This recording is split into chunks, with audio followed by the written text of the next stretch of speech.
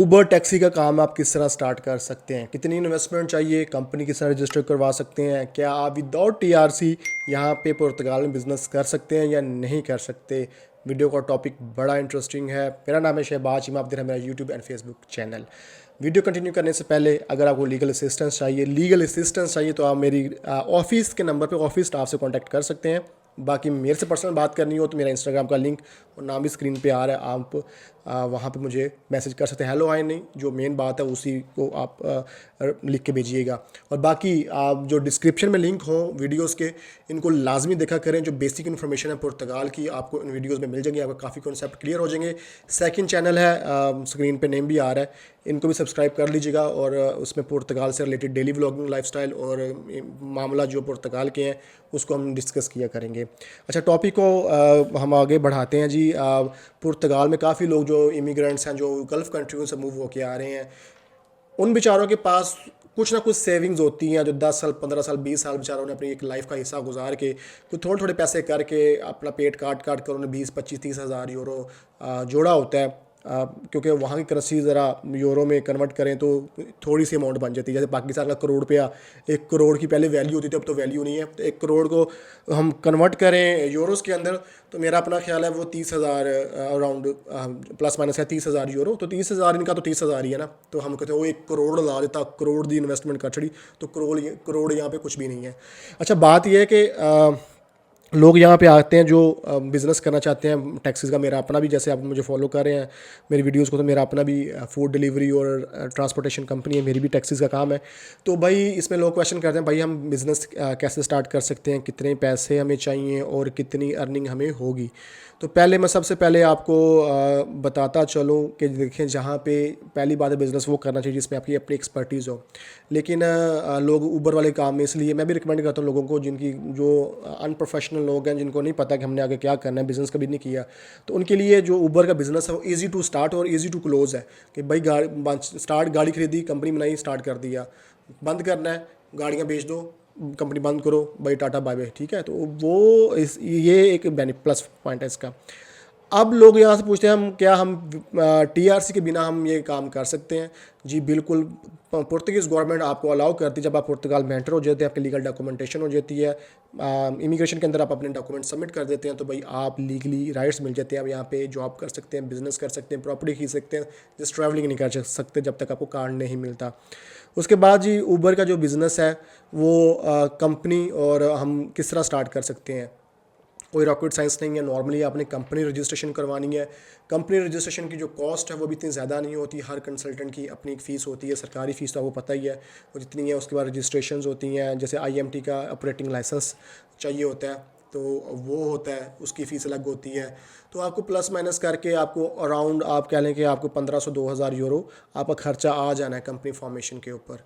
अगर आप किसी लॉयर या कंसल्टेंट के थ्रू करवाते हैं, खुद करवा सकते हैं तो खुद में आपको पता नहीं होता कहाँ किस किस अथॉरिटी से कैसे परमिशन लेनी है, तो टाइम वेस्ट होता है और पैसे भी फिर डबल लग जाते हैं। एट द एंड आपको लॉयर से हेल्प ही लेनी पड़ती है। तो बेहतर ये कि लॉयर के थ्रू ही करवाया जाए तो ज़्यादा बेहतर होता है। एक तो टेंशन और लाइनों में लगना पड़ता, और दूसरा ये कि आपका काम स्मूथली हो जाता है।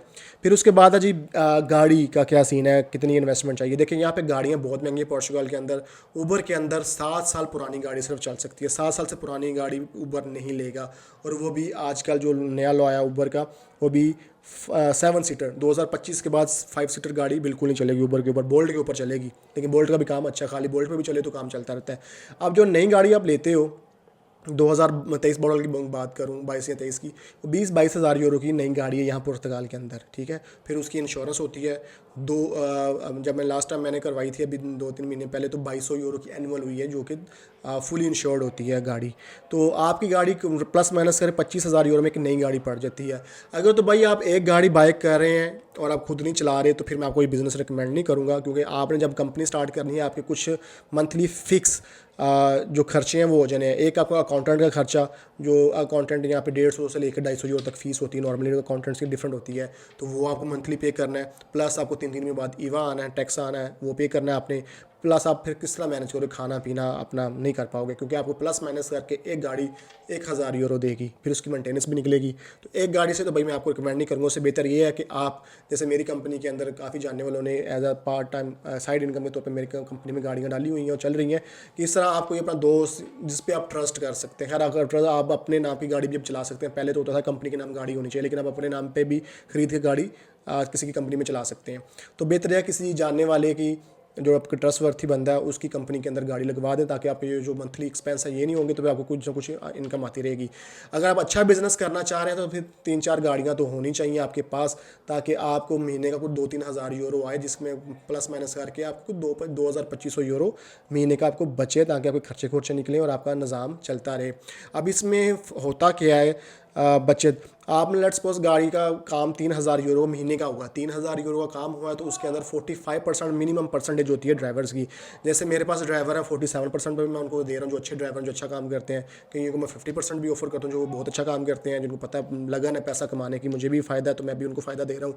तो भाई इस तरह आप 45% पर मिनिमम रखो, 45% के ऊपर आप 3,000 में से 45% माइनस करना है, प्लस आपने जो वीकली जो बिल सॉरी मंथली जो आपका पेट्रोल लगा हुआ है, डीजल लगा हुआ है, जो भी वट वो माइनस करना है। तो मंथली जो पेट्रोल है वो प्लस माइनस करके भाई वो 500-600 यूरो का पेट्रोल, और प्लस मेंटेनेंस के 150 चार्जेस, तो आपको प्लस माइनस करके सारे खर्चे निकाल के महीने का एक गाड़ी 1,000 यूरो ही दे के जाती है। तो ये बचत है इसके अंदर, कोई इतनी अब क्योंकि काफ़ी लोग देसी लोग इस तरफ ही भाग रहे हैं, तो कंपटीशन बहुत ज़्यादा हो गया है। तरीके से चलेंगे तो काम अच्छा है, अगर नहीं तरीके को बहुत से लोग आते हैं मेरे पास, तो सोशल मीडिया भरा पड़ा है मेरे मैसेजेस के, हमारे साथ यहाँ पे पहले बात करते हैं लोग, हम बड़े चौधरी हैं, हमारी 20 गाड़ियाँ चल रही हैं, 50, हमारी कंपनी बहुत बड़ी है, हम पासपोर्ट होल्डर है, हमारे पास बिल्डिंग्स हैं। वो कुछ भी नहीं होता है ना चौधरीਆਂ ਕੋਲ, ये झूठे चौधरी है सारे थे, और लोगों को फ्रॉड करते हैं, स्कैम करते हैं कि यहाँ पे आओ हम आपसे पैसे लूटे। अभी एक भाई बता रहे थे मुझे कि एक यहाँ पे भाई साहब हैं, वो कहते हैं जी मैं बहुत बड़ा चौधरी हूँ, और अपना वो रनिंग बिजनेस बेचते हैं 40,000 यूरो में आपको। जब वो उसका दही निकल जाता है, बिजनेस चल नहीं रहा होता, आपको तो सबस बाग दिखाने हैं उन्होंने, तो वही बिजनेस फिर आपको 20 में फिर वो खरीद लेता है, यानी कि आपसे आपको 40 में बेचा पहले, तो अब चल नहीं रहा, आप तो मजबूर हो गए ना, आपने कहा यार जड़ा हूँ समेटिया जाता है वो मैं समेट लूँ, तो ले आओ जी 20,000 से मैंने वापस दे दो, तो या किसी थर्ड पार्टी से वो बाय कर लेते हैं। तो ये तो भाई यहाँ पे हालात हैं। इसलिए आपने जब इन्वेस्टमेंट करनी है ना, मुझे आप लोगों की समझ नहीं आती कि आप 50,000 यूरो, 30,000 यूरो, 1,00,000 यूरो एनजी का साल वाले होंगे अपने, सॉरी मैं बातें बड़ी खुली डुली करता हूँ, तो इसलिए कई लोग कहते होंगे यार कैसा, लेकिन जो सच्चा बंदा होता है वो ज़बान का कड़वा ही होता है, ये मेरी बात, ये सबको पता है। का साल वालेंगे, लेकिन किसी वकील, किसी ऑथराइज्ड कंसल्टेंट को उसकी 50-100 यूरो फीस देकर मशवरा नहीं करेंगी, तो वे जो जब उनको लूट लेते हैं ना, जब पैसे खा जाते हैं लोग, तो फिर सर पकड़े बैठते हैं, ओहो ये हमारे साथ क्या होगा। तो ऐसे बहुत सी स्टोरीज़ मेरे पास है कि लोगों ने कहा जी हमारे पास तो 100 गाड़ियाँ, हमारे पास ये गाड़ी है वो गाड़ी है, तो 8-8, 10-10 हज़ार यूरो लोगों से लेके तो भाई अब नंबर ही नहीं उठा रहे। बहुत सी स्टोरीज़ है, लेकिन हम लोग कैमरा के ऊपर आके इस तरह एक्सपोज नहीं करते किसी को।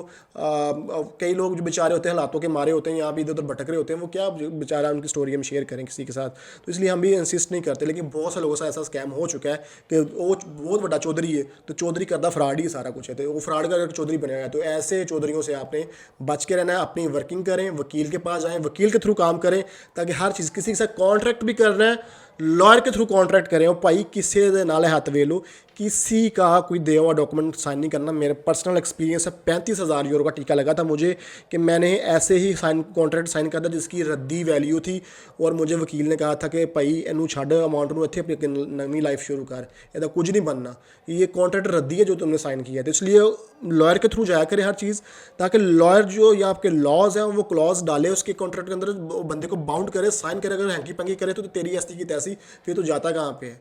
तो हमारे लोग नहीं समझते, हमारे लोग पर्सनल रिलेशन, मेरे चाचे का पुत्र, मेरे मामे का पुत्र, मेरा वो कज़न का कज़न, वो भाई का भाई, आगे से पता नहीं क्या रिश्तेदारियाँ, भाई ऐसे लोग फिर ढाडी फिर ਉਹ ਉੱਥੇ बैंड ਵਜਾਉਂਦੇ ਨੇ ना, ਤੁਹਾਨੂੰ भी ਲੱਗ पता जाता है, फिर तुम भी कहते हो आह मज़ा आ गया। तो अपना बहुत सारा ख्याल रखिएगा, वीडियो को लाइक शेयर कमेंट लास्ट भी करना है। मिलते वीडियो को शेयर आपने जितना हो सके करना, ताकि ये बातें और लोगों तक भी पहुँचे, ताकि वो फ्रॉड से बच सकें जी। मिलते हैं नेक्स्ट वीडियो में, अपना बहुत सारा ख्याल रखिएगा, अल्लाह हाफिज़।